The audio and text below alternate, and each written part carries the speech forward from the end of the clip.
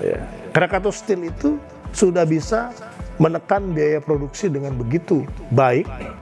Satu, fasilitas di KS sendiri yang tidak menguntungkan, tutup.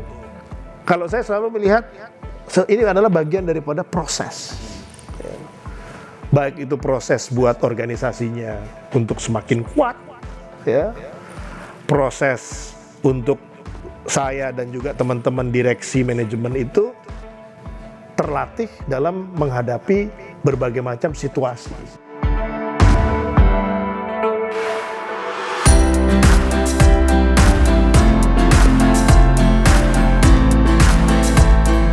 Selamat pagi, wassalamualaikum warahmatullahi wabarakatuh. Ya.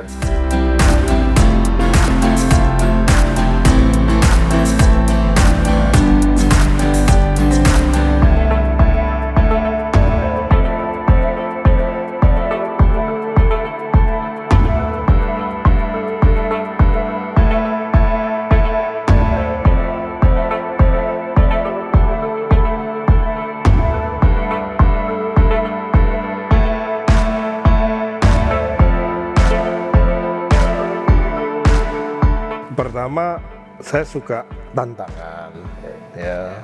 Dan dalam hidup itu saya percaya itu pasti ada purpose, ya. Jadi selama kita tidak menginginkan, ya, suatu jabatan, kita dalam posisi menerima, ya, artinya kita diberikan amanah, ya. Jadi bagaimana kita bisa memberikan nilai tambah pada penugasan tersebut. Nah, saya anggap itu adalah bagian daripada ibadah, ya. Dan saya yakin kalau hal seperti ini, kalau bisa berhasil, akan juga bermanfaat bagi orang banyak. Itu aja hal yang kaitan dengan bagaimana saya menerima. Oke. Jadi yang Pak, saya lihat industri sejenis itu bagaimana? Ternyata di luar negeri itu banyak yang untung. Artinya ini adalah masalah internal dan juga eksternal, ya, kaitan dengan kebijakan kaitan industri, ya, baja khususnya. Nah, saya fokus kepada internal. Saya lihat memang ada yang perlu mendapatkan perhatian, seperti misalnya dari sisi biaya itu terlalu tinggi, biaya per tonnya. Terus kemudian dalam hal penetrasi ke market, ya, itu masih ada ruang buat kita untuk melakukan improvement. Nah, dari situ saya ngelihat, oh ini bisa. Terus kemudian sebenarnya misi awalnya itu kan adalah memperbaiki KS. Nah, kalau kita bicara memperbaiki, dalam 8 tahun itu rugi, kemungkinannya itu adalah naik, gitu kan? Kita ambil positifnya itu. Kalau udah di bottom, pasti bisa ada potensi naik. Ya, bahwasanya kemudian ada catatan-catatan dan lain sebagainya, ya, dalam prosesnya memerlukan upaya-upaya, ya itu kan bagaimana kita meramunya sebagai koki atas ingredient bahan baku makanan yang kita punya, gitu kan. Nah, ini kita ramu. Ini kan kayak arts juga.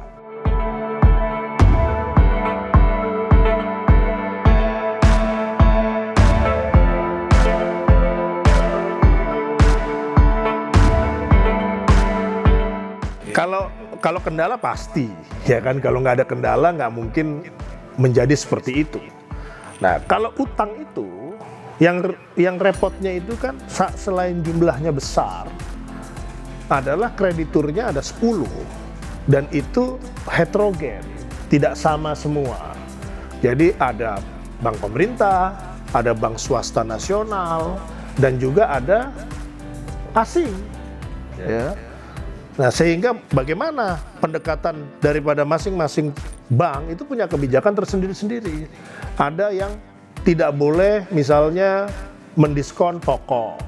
Sementara bank asing itu biasa namanya mendiskon pokok. Gitu. Nah, ini kan nggak sama. Nah, ini kan perlu ada sinkronisasi.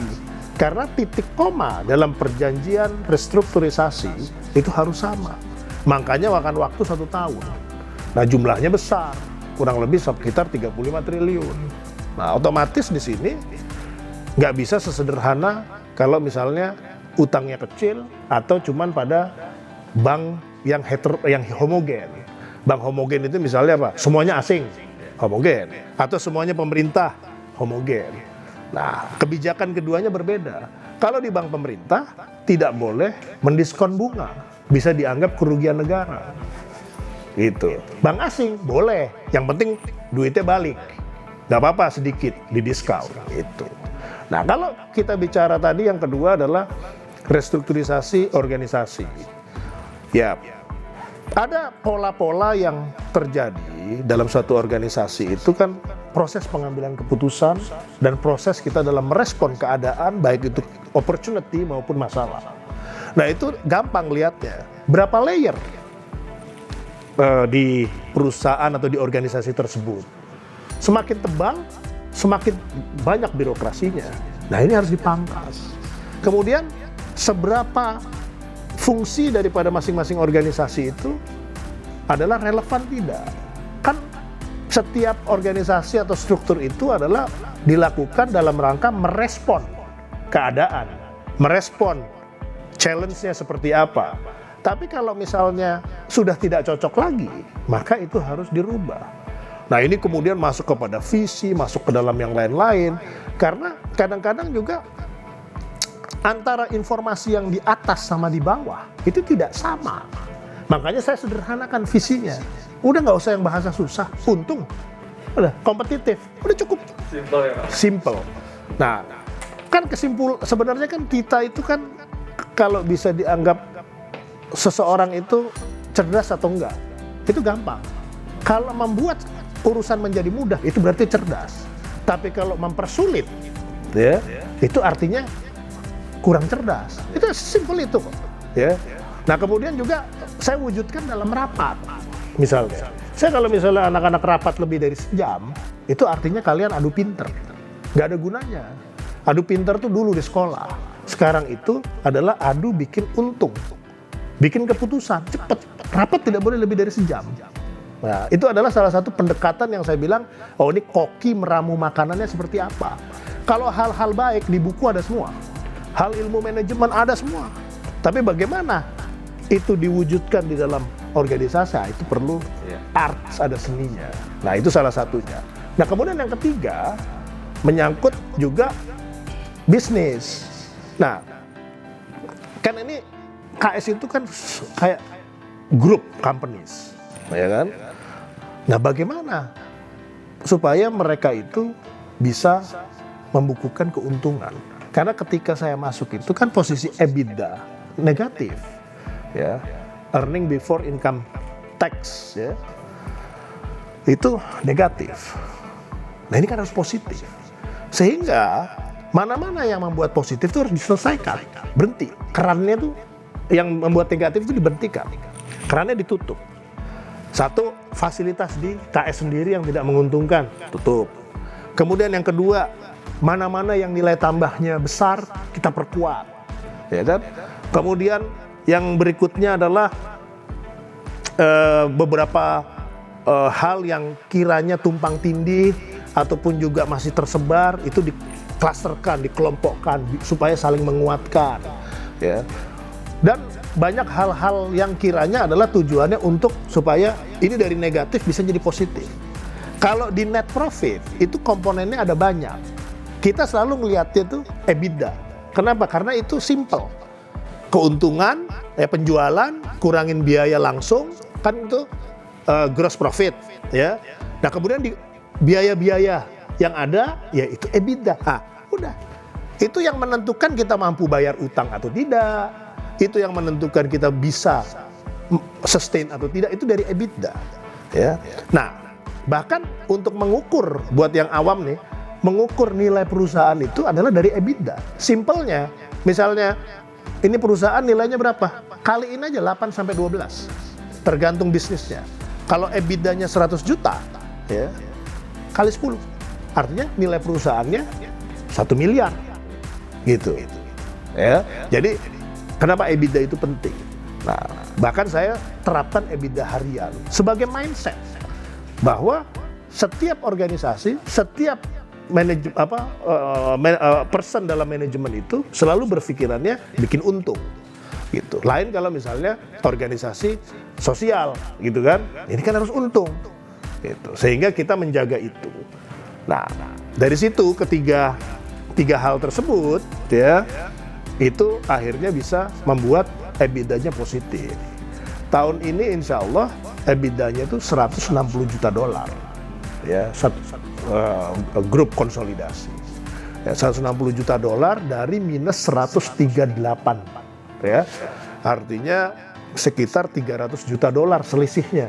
Karena kan posisinya dari minus, ya, $300 juta tuh, ya, kisarannya sekitar 4,5 triliun, 4 sampai 4,5 triliun. Trajektori daripada perubahannya. Nah, itulah yang kita lakukan, dan sebenarnya proses restrukturisasi Krakatau Steel itu udah boleh dibilang, ya, kalau restrukturisasi udah hampir kelar lah. Maksudnya kalau skala 0 sampai 100, posisi hari ini itu sudah kurang lebih 90%.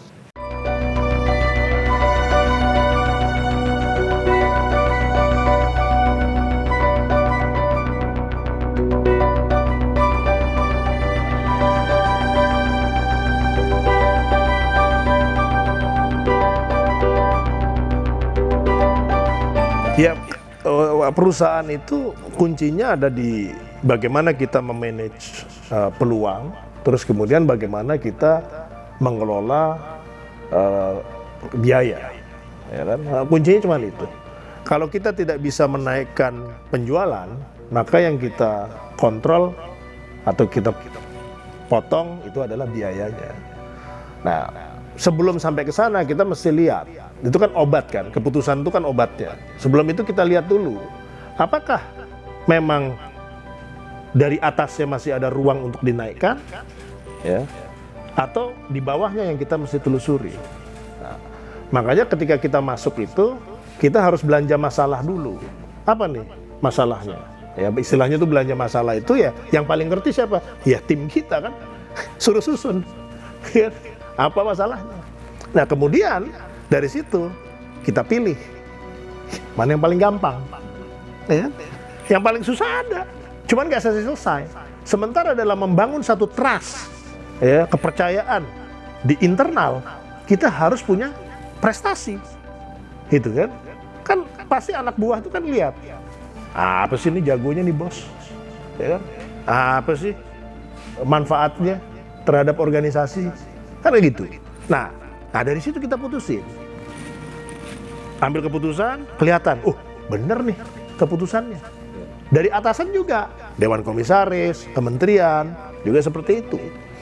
Nah, dari situ baru kita bisa mendapatkan pengendalian yang optimal. Makanya kemudian, ya, penjualannya bisa dinaikkan, atau penjualannya tetap, tapi biaya-biayanya dikurangkan. Menyampaikannya simple, prosesnya rumit. Jadi kuncinya itu.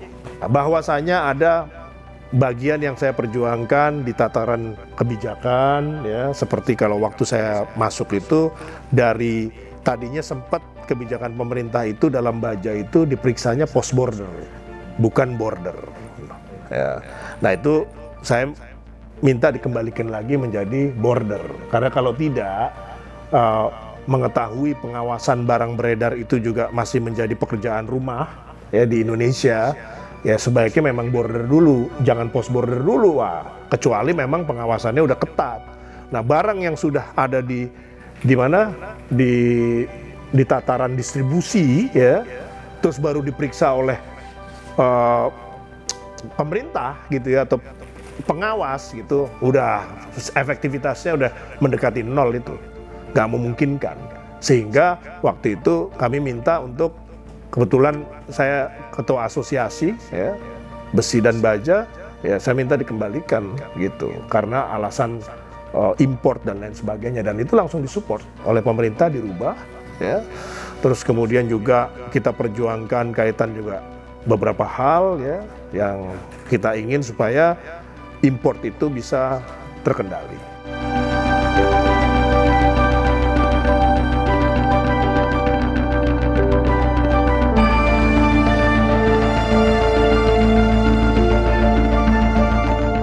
Ya sebenarnya kan ketika restrukturisasi itu dijalankan, itu kan kita kemudian berjanji kapan kita membayar, ya, ada jatuh temponya.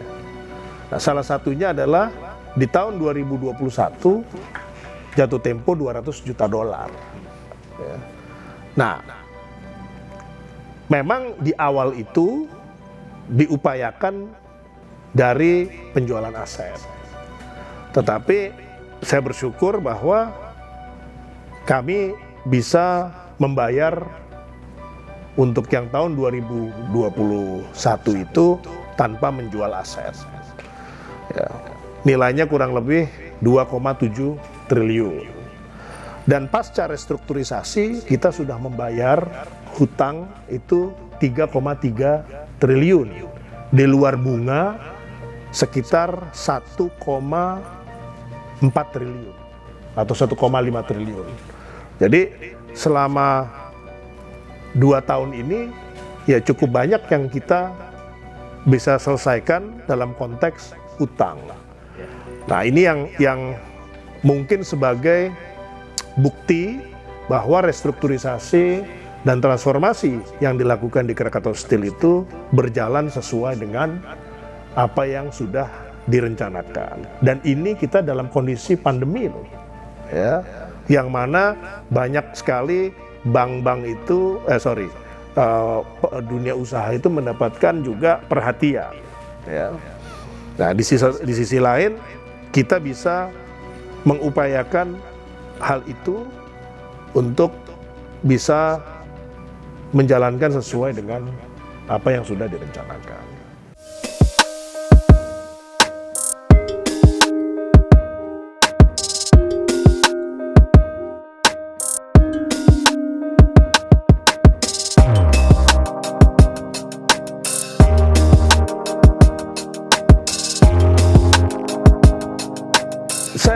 Saya melihatnya begini, sebagai pimpinan saya rasa Pak Menteri menyampaikan satu keadaan, ya, wajar-wajar saja bahwa hal tersebut kami anggap sebagai warning, dan itu kan bagian daripada bentuk beliau menyampaikan kepada parlemen waktu itu, ya. Nah, yang terpenting adalah bagi kami jangan sampai tidak bisa membayar, ya. Makanya itu kan bentuk daripada mengingatkan satu, terus kemudian juga menyampaikan suatu keadaan, ya. Nah, tentunya di sini kita meresponnya dengan menyiapkan agar tidak terjadi apa yang dikhawatirkan.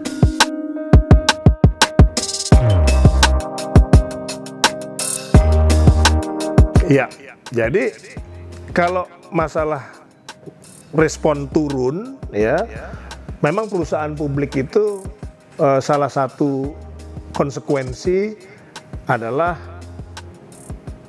merespon harga itu selalu merespon daripada informasi, ya. Nah, saya sebagai pimpinan di Krakatau Steel, ya, itu lebih memilih untuk di tataran korporasi, ya, itu kan wajar-wajar respon daripada pemegang saham publik. Tetapi dengan kita membayar, artinya juga membuat si investor itu melihat bahwa ya ternyata itu dulu cuma warning, ya, sehingga kita jawab dengan membayar, ya. Jadi nggak apa-apa, nanti kan publik akan percaya lagi, akan naik lagi, ya. Dan kalau saya selalu melihat ini adalah bagian daripada proses, baik itu proses buat organisasinya untuk semakin kuat, ya, proses untuk saya dan juga teman-teman direksi manajemen itu terlatih dalam menghadapi berbagai macam situasi. Ambil hikmah positifnya aja, gitu. Dan komunikasi saya dengan Pak Menteri baik-baik saja, ya. Dan termasuk tadi pagi juga saya melaporkan perkembangan kaitan dengan KS, ada hal positif juga, ya. Jadi kita bermain di apa istilahnya itu pekarangannya masing-masing. Ya, Jenderal Sudirman itu almarhum itu menyampaikan jaga pekarangan masing-masing. Nah, saya fokus di situ. Ya. Karena saya istilahnya dalam karir profesional saya sempat lama di lingkungan Kementerian Pertahanan, itu menjadi doktrin buat saya dalam setiap penugasan. Nah, jaga pekarangan. Nah, pekarangannya ini. Nah, ini ada ancaman nih. Nah, misalnya kan ancaman serangan. Ya, kita jagain ini. Nah, alhamdulillah masih terjaga dengan baik.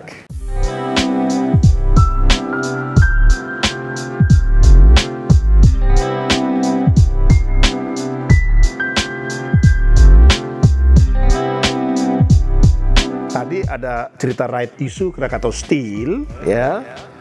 Ini memang direncanakan di 2022 kuartal 3 atau 4, ya. Kemudian yang satunya adalah KSI, ya. KSI itu memang dalam proses mencarikan strategic partner, ya, atau boleh dikata juga bisa melalui IPO. Ya. Masing-masing mempunyai kelebihan dan kekurangan. Ya. Jadi kalau saya koridornya adalah bagaimana manfaat terbaik untuk Krakatau Steel di situasi yang memang constraint-nya banyak. Ya. Idealnya kita tidak berhutang. Ya. Idealnya kita tidak perlu menjual. Idealnya kan. Tetapi ini kan kondisi tidak ideal. Ya. Di tahun 2022 ada juga yang jatuh tempo. Ya, makanya kita ada pilihan right issue, ada pilihan divestasi, ya, bisa melalui IPO, ya. Saya rasa ini adalah hal yang wajar, ya, dan harus sesuai dengan mekanisme, aturan, maupun juga strategi bisnis yang sudah dibicarakan, baik itu internal maupun dengan kreditur. Dalam satu proses restrukturisasi, setiap keputusan strategis harus melibatkan kreditur. Itu. Nah, ini yang sedang kita lakukan supaya prosesnya baik, sesuai aturan, mengedepankan semangat dalam membangun industri baja nasional, ya, dan tentunya aspek-aspek strategis yang berhubungan dengan hal tersebut.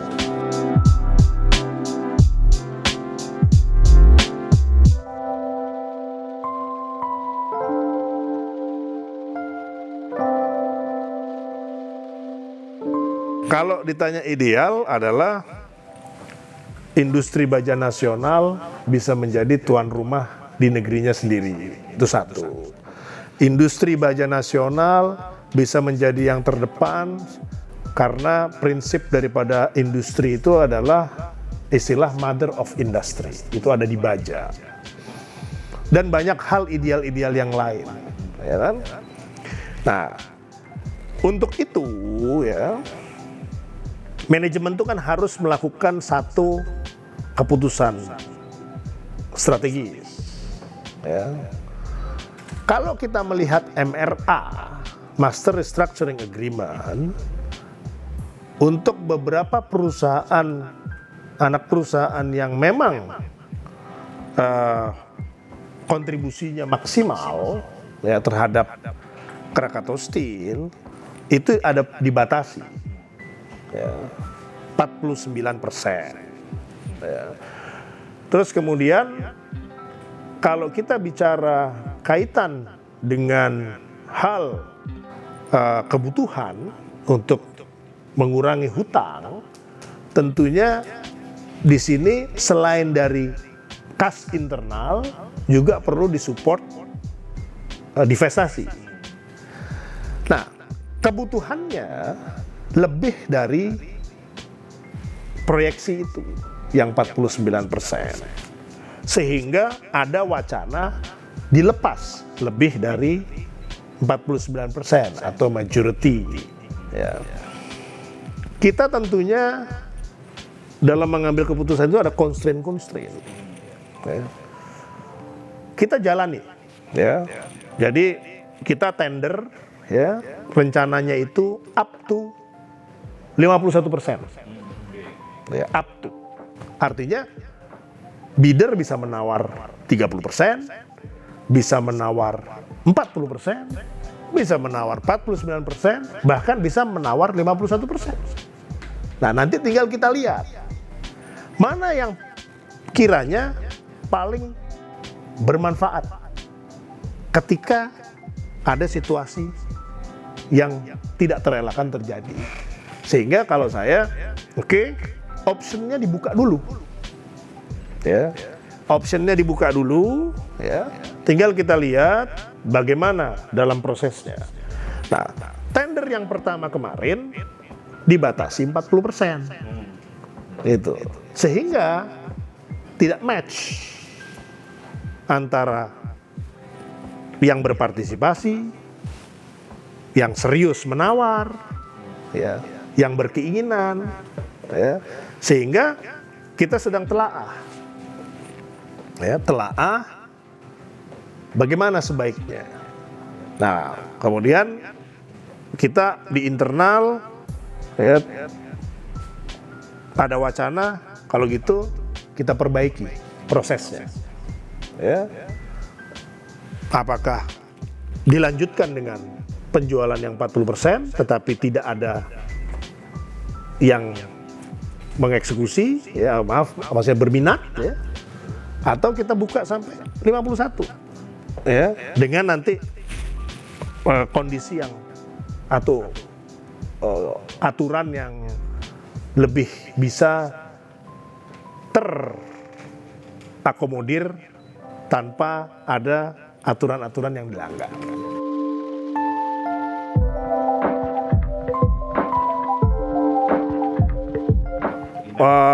Waktu itu kita mengundang banyak peminat, gitu. Kita tidak membeda-bedakan, ya, karena di sini yang terpenting adalah bagaimana Krakatau Steel bisa menyelesaikan persoalan-persoalan atau tantangannya, gitu. Tanpa kita membedakan antara BUMN, asing, ataupun juga yang lainnya. Kita nggak ada preference, yang penting bisa menyelesaikan.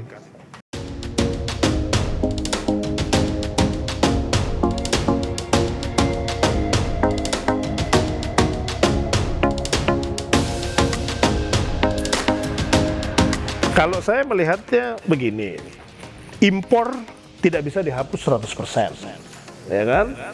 Tetapi kita harus punya satu mekanisme yang bisa memberikan kesempatan untuk investor baik dalam dan luar negeri berinvestasi di Indonesia dan bisa mendapatkan keuntungan di Indonesia, ya kan?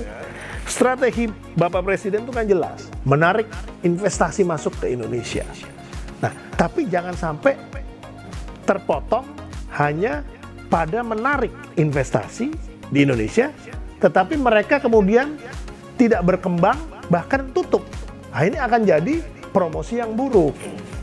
Nah, sehingga bolehlah kita perluas, menjaga investasi yang sudah masuk dengan memastikan bahwa impor yang masuk ke Indonesia tidak mengganggu investasi.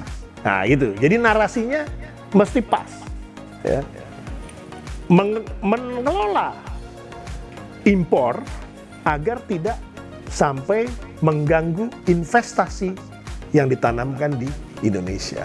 Nah, itu menurut saya akan jauh lebih mengena ya, dibandingkan hanya sebatas memproteksi industri dalam negeri. Karena memproteksi industri dalam negeri bisa disalahartikan itu membuat industri kita jadi manja, tidak kompetitif. Nah, makanya saya rubah. Lihat investasinya yang sudah masuk ke Indonesia, miliaran dolar. Tidak terbatas pada industri baja, tetapi juga industri apa saja. Jangan sampai sudah investasi, kemudian mereka keluar. Nah, itu akan jadi bad promotion bagi Indonesia. Nah, itu yang menurut saya perlu menjadikan satu reference dalam kita melakukan tindakan, upaya, kebijakan mengantisipasi impor. Impor tidak bisa dilarang, tetapi jangan sampai investasi yang masuk itu tidak ada sustainability, ya, sehingga malah akan menjadi bad promotion. Kita itu sudah efisien, ya. Krakatau Steel itu sudah bisa menekan biaya produksi dengan begitu baik, sehingga cost per tonnya itu bisa diadu dengan luar negeri. Tetapi dengan syarat, ada syaratnya. Yang masuk ke Indonesia bukan barang dumping. Kalau barang dumping itu adalah kejahatan dalam ekonomi. Ya, ada responnya. Kemudian barang yang masuk ke Indonesia itu tidak menyelundup. Karena itu juga kejahatan ekonomi. Nah, jadi selama dua ini terjaga, aman.